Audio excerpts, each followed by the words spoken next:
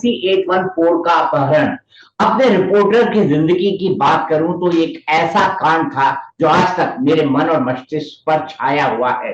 IC-814 के अपहरण के बाद भारत को आतंकवादियों को छोड़ना भी पड़ा था, और छोड़ने खुद विदेश मंत्री डॉक्टर जसवंत सिंह जी गए थे, जिसको लेकर आज तक राजनीति होती रही है।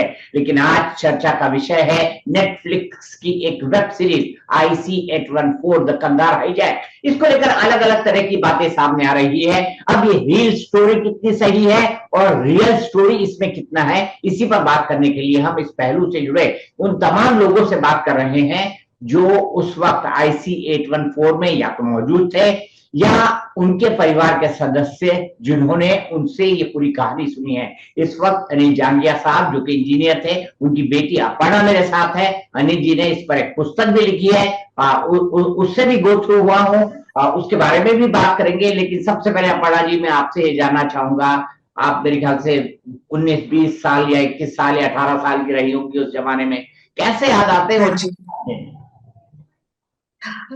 बहुत ही भयंकर दिन थे और मोस्ट डिफिकल्ट एक्सपीरियंस था मेरी लाइफ का और हमारी फैमिली का। तो मुझे अभी तक याद है कि 25 दिसंबर 1999 को I was 23 years old eight that time. मैं काम कर रही थी, मैंने बस अभी जॉब ज्वाइन करी थी और मैं घर आई थी ऑफिस से और मैंने देखा कि मेरी मम्मी रो रही थी। और मैंने उनसे पूछा क्या हुआ, तो उन्होंने बताया कि डैडी का एयरक्राफ्ट हाईजैक हो गया है। इनफैक्ट मैं नेक्स्ट डे मुझे जलंधर जाना था, मेरी बहुत अच्छी फ्रेंड की शादी थी, but obviously that all those plans were obviously change. But मुझे बहुत ही डिफिकल्ट डेज थे और हम लोग सिर्फ मैं, मेरी सिस्टर और मेरी मदर सारा टाइम 24 घंटे टीवी के आगे बैठे रहते थे। रात को भी जब लेटते थे, नींद तो वैसे आती नहीं थी, पर जब लेटते थे तो टीवी ऑन होता था।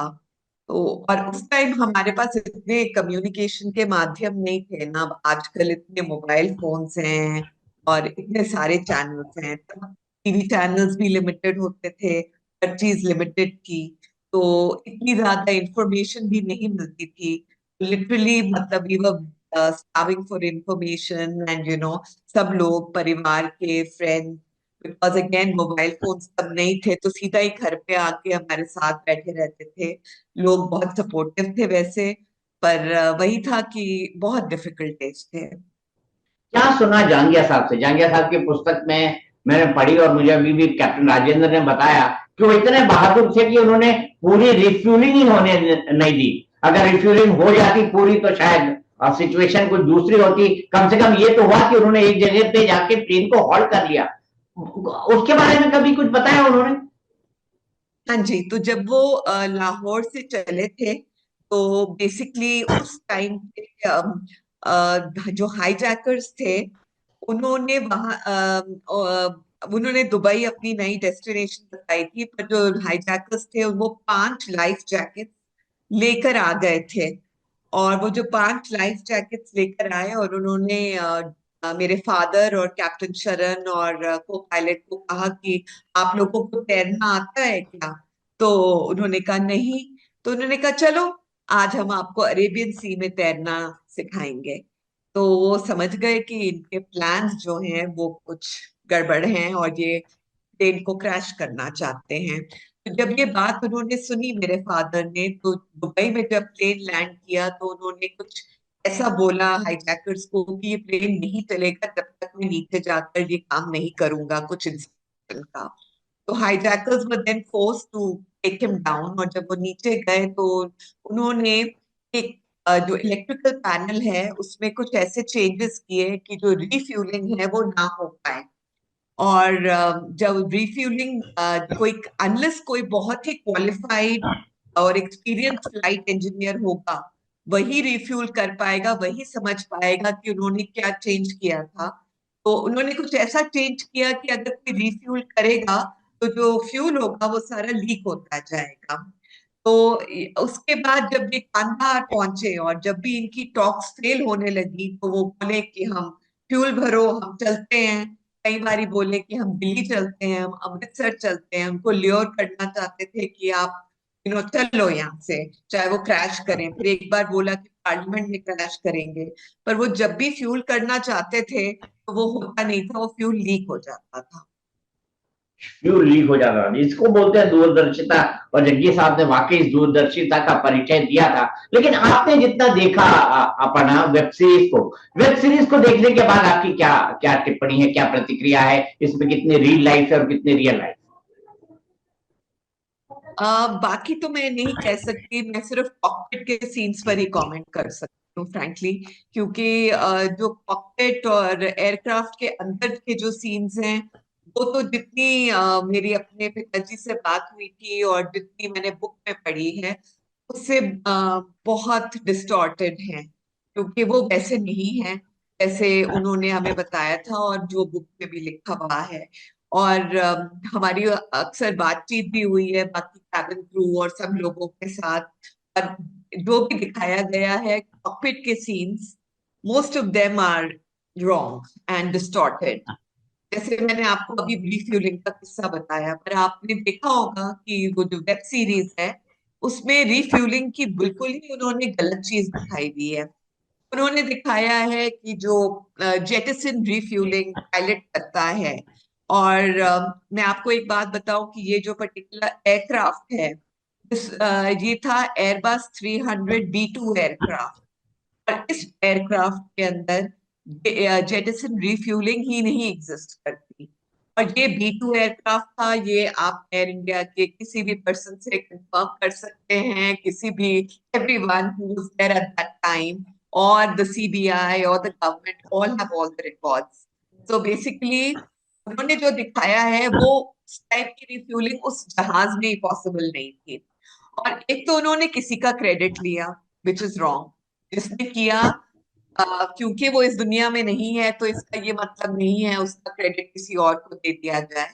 और दूसरी चीज, उन्होंने जो थर्ड क्रू मेंबर है जो को पायलट हैं, उनको उसमें इतना डिफेम किया कि वो कोऑपरेटिव नहीं है, वो बाहर चले गए रोने के लिए और वो नॉन कोऑपरेटिव हैं। तो आप सोचो कि हमारी स्थिति क्या होगी, मेंटल स्थिति, जब हम इस टाइप के सीन्स देखेंगे जिसमें आप एक क्रू मेंबर को डिफेम कर रहे हो और दूसरे का क्रेडिट ले रहे हो।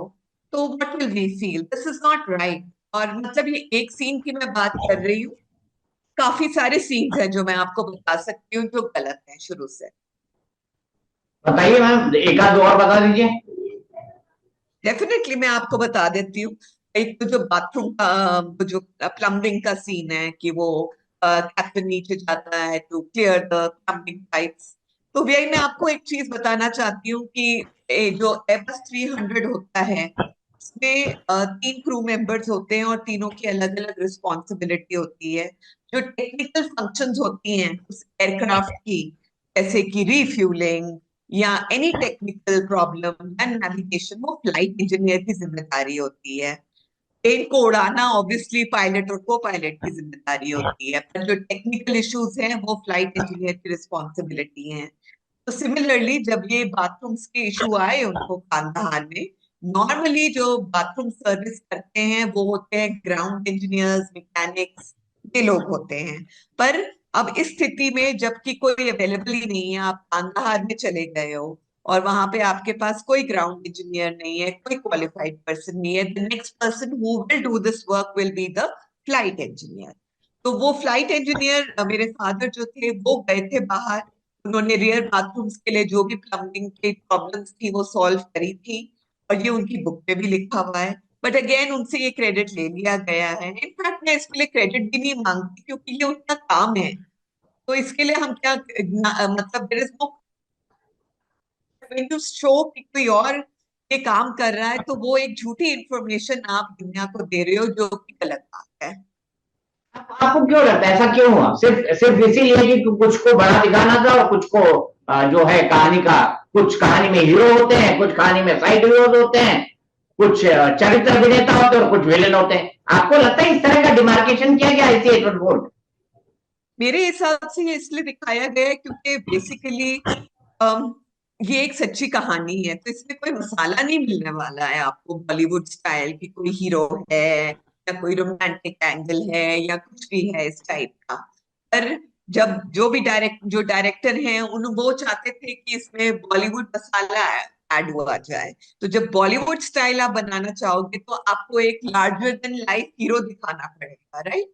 तो उन्होंने ये करने के लिए, क्योंकि उनको एक लार्जर देन लाइफ हीरो चाहिए था जो बॉलीवुड रिप्रेजेंट करे, उन्होंने इस हिसाब से किया है। मेरी तो यही सोच है, बाकी वही बता सकते हैं उन्होंने क्यों किया है। मैम अगर आप कहानी बना रही होती या आप कहानी लिख रही होती, मुझे पता है आपका प्रोफेशन नहीं है, तो आपका क्यों क्या क्यों चीज होता, आप किन किन पॉइंटों पर एम्फेसाइज कर सकती? खासतौर पर मैं उस संदर्भ में पूछ रहा हूँ जिस संदर्भ में इंजीनियर अनिल जांगिया साहब ने अपनी किताब लिखी है। वेल, अगर मुझे कहानी लिखनी होती, स्क्रिप्ट लिखनी होती, तो मैं तो सबसे पहली चीज ये करती कि सारे जो भी क्रू मेंबर्स हैं, मतलब उनका मैं फीडबैक लेती और डिसाइड करती। ऑब्वियसली हम सब कुछ नहीं डाल सकते क्योंकि ये एक 7 दिन का है, और ऑब्वियसली सीरीज के 5-6 एपिसोड्स होने हैं, टाइम कंस्ट्रेंट है और ये सब कुछ है। पर एटलीस्ट मैं ये कहना चाहूंगी कि ये जो सीरीज बनी है, इसमें जो मेकर्स ऑफ द सीरीज हैं, इन्होंने बाकी के दो जो कॉकपिट मेंबर्स हैं, मतलब जो को पायलट हैं और जो फ्लाइट इंजीनियर की फैमिली है, उनको कभी कांटेक्ट करने की भी कोशिश नहीं करी, उनका किसी का वर्जन लेने की भी कोशिश नहीं करी है। तो ये बात उनकी इंटेंशंस के लिए कुछ ज्यादा अच्छा नहीं कहती है, क्योंकि ideally speaking I can by the fact that मेरे फादर नहीं है और उन्होंने मुझे नहीं कांटेक्ट किया, I can understand that. But जो एक को पायलट हैं, वो अभी भी एक इंस्ट्रक्टर हैं एयर इंडिया में, ही इज वर्किंग देयर, उनको कांटेक्ट करना तो फर्स्ट थिंग होना चाहिए था। पर किसी को भी कांटेक्ट नहीं किया गया। That does not speak well about the intentions of makers, I would say. And दूसरी चीज ये है, अगर आप मेरे फादर के पॉइंट ऑफ व्यू से बोलना चाहेंगे तो कुछ चीजें हैं जो जरूर इनकॉर्पोरेट होनी चाहिए थी। एक तो चीज ये थी कि जो हाईजैकर्स थे वो बार बार आते थे एवरी डे इन कांदाहार, और इनको कहते थे कि एक बैग है हमारा बैगेज एरिया में, और हमें वो बैग चाहिए, हर हालत में चाहिए। तो ये रोज उनको पहले तो 1-2 दिन मेरे फादर ने अवॉइड किया, कहा कि मेरे पास वो लगेज हैंडलिंग वाला इक्विपमेंट नहीं है, जो कि नहीं भी था कार्गो खोलने के लिए। तो उसके लिए हमें स्टाफ की जरूरत है, ग्राउंड स्टाफ की। तो 1-2 दिन तो इस वे से टल गए। एक दिन वो आके कहते हैं हमने तालिबान से अरेंज कर लिया है और वो आएगा लगेज हैंडलिंग इक्विपमेंट लेके। तो वो नहीं मना कर पाए, वो चले गए। उनको डर था कि इसमें हो सकता है बॉम्ब्स हो, क्या है उस बैग में उन्हें नहीं पता था। पर वो नहीं निकालना चाहते थे उस बैग को, क्योंकि हम नहीं जानते थे कि उसमें कितनी एक्सप्लोसिव डिवाइसेस हो सकती हैं, और उनकी टॉक्स भी फेल हो रही थी। तो जब जबरदस्ती वो एक दिन उन्हें लेके गए, तब भी मेरे फादर ने बहुत चालाकी से उनको वो होल्ड दिखा दिया जहां पे कार्गो का होता है, जहां उन्हें श्योर था कि पैसेंजर लगेज नहीं मिलने वाला। तो उनको वो लगेज नहीं मिला। अगेन इन्होंने फिर बाद में जब कहा कि तुम चालाकी करते हो भाई, वो रुपेन कटियाल के टैगर के साथ थ्रेटन करते रहते थे उनको।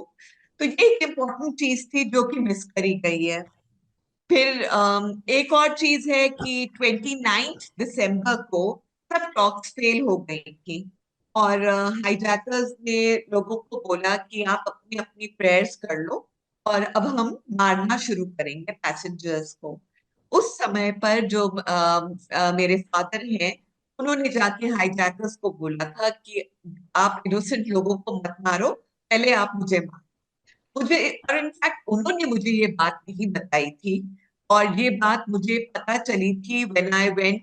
उस समय DD2 होता था, दूरदर्शन 2, और उसके ऊपर एक टॉक शो हुआ था, और एक पैसेंजर ने खड़े होकर ये बात बोली थी कि आई एम सो इम्प्रेस्ड कि मिस्टर जागिया जैसे elderly gentleman, he was 58 years old at that time when the hijacking happened.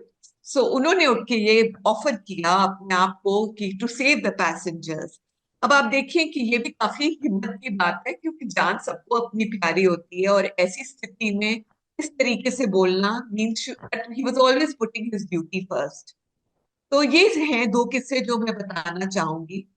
और बाकी एक और है जो अमृतसर में जो भी अमृतसर में भी बहुत डिस्टॉर्टेड सीन दिखाया गया है, और इसके बारे में बात भी हुई है पहले कई टॉक शोज में मेरी, कि अमृतसर में दोनों ही कैप्टन शरण और मिस्टर दागिया, मेरे फादर, दोनों ही गन पॉइंट पे थे, और दोनों ने ही एक दूसरे के लिए लिटरली प्लीड किया था। मेरे फादर हाईजैकर्स के मेरे प्लीड के पैर पड़े थे लिटरली, और उन्होंने कहा था कि कैप्टन शरण को रहने दे क्योंकि वो उनके बहुत छोटे बच्चे हैं। और सिमिलरली कैप्टन शरण भी मेरे फादर को जब वो शूट करने वाले थे, हाईजैक थे, और उन्होंने कहा कि प्लीज, ये हमारे सीनियर है, हमारे बुजुर्ग हैं, आप ऐसे मत करिए, इनके बिना मैं प्लेन नहीं चला सकता।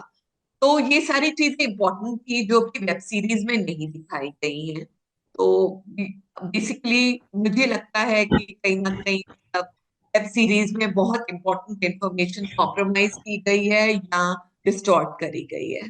बहुत शुक्रिया अनिता जी, आपने पूरी हमसे बातें की, बताया हमको, ये बताया पर्सपेक्टिव क्या है। पर चलते चलते मैं यही कहूंगा कि अनिल जांगिया साहब को हम विनम्र श्रद्धांजलि देना चाहेंगे। हमारे हीरो हैं वो, हमें उन पर नाज है। और मैं आपके साथ ये जो तीनों लोग हैं ना, उनके साथ एक स्पेशल एडिटेड कैसेट शेयर करूंगा बहुत जल्दी है। और hats off oh to very your nice. Family. Thank you so much sir. Thank you.